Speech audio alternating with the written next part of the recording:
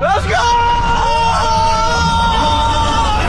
Bu dunyodagi eng qo'rqinchli yap-yangi attraksion. Manzil va borish narxini video oxirida aytaman. Obuna bo'ling, boshladik. Six Flags Qiddiya City nomli park AQShdan tashqarida qurilgan birinchi loyiha bo'lib, 4 yil davomida ushbu qoyali tepaliklar, kanyonlar va ochiq cho'l qurshovidagi 32 gektar maydonda bunyod bo'lgan. Bu yerda 28 ta attraksion mavjud va eng mashhur attraksion shubhasiz Falcons Flight nomli roller coaster, ya'ni o'z-o'zini tilda Amerika gorkasi bo'lib, u birdaniga dunyodagi eng baland, eng tez va eng uzun attraksion sifatida 3 ta rekordni o'rnatdi.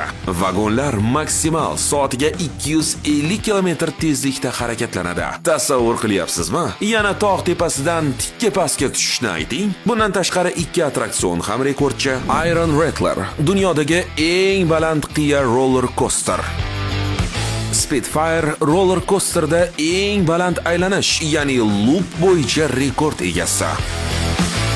Six Flags Qiddiya City Saudiya Arabistonining Ar-Riyod shahri markazidan taxminan 60 km uzoqlikda joylashgan. 1 soatcha vaqt degani. Aviasales uzda Toshkentdan Baku, Jidda, Sharja yoki Dubay orqali perisadka qilib borsa bo'ladigan chiptalar narxlari bir tomonga 1.900.000 so'mdan boshlanar ekan.